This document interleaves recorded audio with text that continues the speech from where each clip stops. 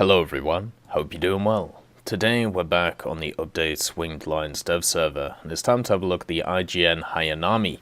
This is a new vehicle, which isn't technically on the dev server, but it's in the files once again. My biggest guess for this is that this will be one of the Operation Winter vehicles, and the reason is because we've had kind of a track record of vehicles like it when it comes to naval, and this kind of fits the bill.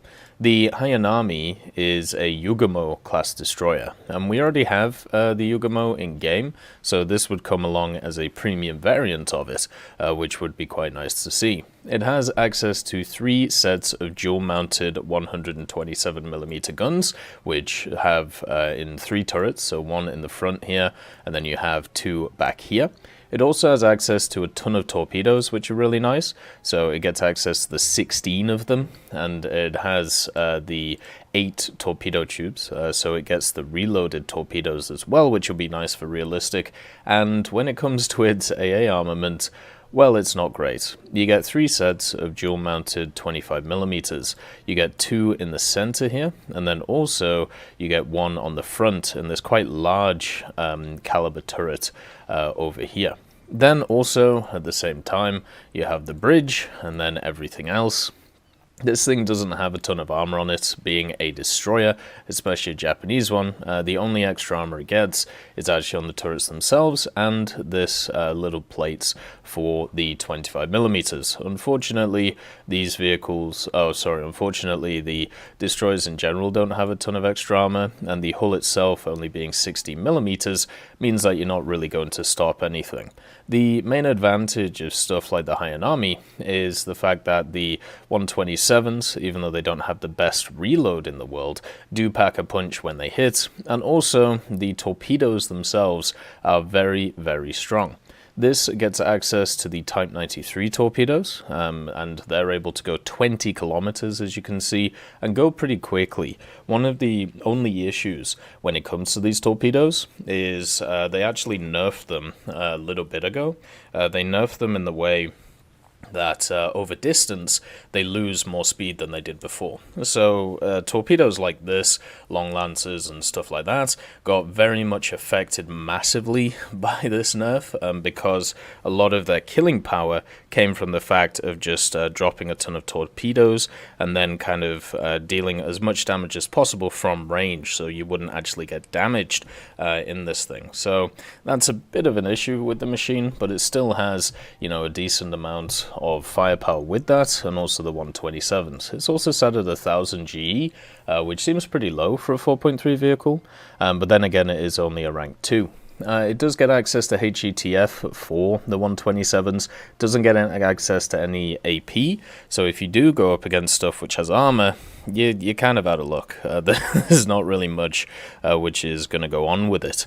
Unfortunately, generally, when it comes to the HE itself, it's very good at doing damage. As I said, 2.3 kilos is pretty decent. The HETF as well will do something to either planes or other smaller boats. But if you face like a cruiser, which has more than 28mm of armor, you are screwed. There's nothing you can really do about it. And then for the 25mm, you have the APT and the HIT, so you can bring what you feel like when it comes to them, but having only 3 sets of them, that's a little bit rough. So the Japanese actually have a ton of really cool destroyers when it comes to their tech tree, and having the Hayanami added to that, I think is actually really cool. There's a ton of options for Japan when it comes to their naval stuff, especially World War II stuff, and it's really nice to see them kind of go around and find them as we go along. And the Hayanami is just another one of those vehicles which, you know, kind of adds to that layer. Hopefully people actually find this one interesting. Obviously I don't know whether this is going to just be a straight premium or whether it's going to be something else. But the major thing to understand about this vehicle is it's just kind of like a lineup filler. Like, it's one of those which is kind of nice to have to be able to add to a pre-existing lineup, maybe to help out your 4.0s or your 4.3s. And also what it can do with it as well is do a decent amount of damage while you go along, give you a ton of SL as well. One thing that they've done in Naval, which definitely shouldn't be overlooked when it comes to the game mode, is what they've done is they have massively improved the amount of SL that you can get out of the game mode. And this is fantastic. This is something which means that there is a real reason to play Naval. It's not just the fact that it is a good mode to be able to kind of just chill, you know, watch something on the side and then just shoot things and, you know, torpedo stuff. It also means that there is a bigger reason to play than just the naval stuff itself. Different modes in War Thunder have different cruxes to them, or different things that you play them for. For example, you may really like ground realistic, but at the same time, you don't maybe have all of the vehicles when it comes to the aircraft to try and help you, you know, get proper lineups for ground realistic. So you play air realistic to maybe grind some CAS vehicles out.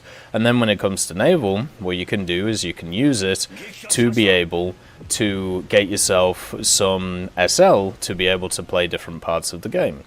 The naval economy right now is actually in a really, really nice place, which is why, you know, you probably haven't heard of it in a while, because generally people only complain when, you know, when you normally hear people, you normally hear them complain. If they're not complaining, then everything should be pretty good. So generally, when it comes to, all of the like the Japanese stuff and also all of the naval stuff in general, because of these boosts in SL, it just makes it so much nicer to play. So for me, especially with the event coming up when it comes to Operation Winter, it's always worth doing the naval tasks because they're always like the easiest to do, and normally you get some interesting machines out of it. I feel like the Hayanami, if it is one of the event vehicles, I'll be completely happy with it. Maybe some people will have a go at it for being copy and paste or not that different to a tech tree vehicle, but at the end of the day, one of the more useful things for me when it comes to event vehicles is their use in lineups, not necessarily uniqueness in itself. I feel like that comes from different parts of the game and should come from different parts of the game, like the tech tree stuff, so therefore people can get access to them all the time in the future instead of specific events. Event vehicles like this maybe not the most enticing to people, but you know they're going to have a long-lasting effect when it comes to playing the game. And if it is just a premium vehicle, the same thing occurs. It'll be a nice grinder for rank 3, 2, and 1 for Japan. I feel like there are better options around, but the Yugamo class is a solid platform to be able to enjoy. I hope you all have a wonderful day, and I'll see you next time. I'd just like to thank Professor X 1718, Orange Tail, Sakoshi Tiger, BRFC 15, Teddy, John Ryman, Universe A, Eugens Terry, Ambrosius McClellan, Daniel Stanton, Martinez, B. Young, and then Kyle Kin, Bareen, Lafouche, and also Samuel Slick for supporting the channel.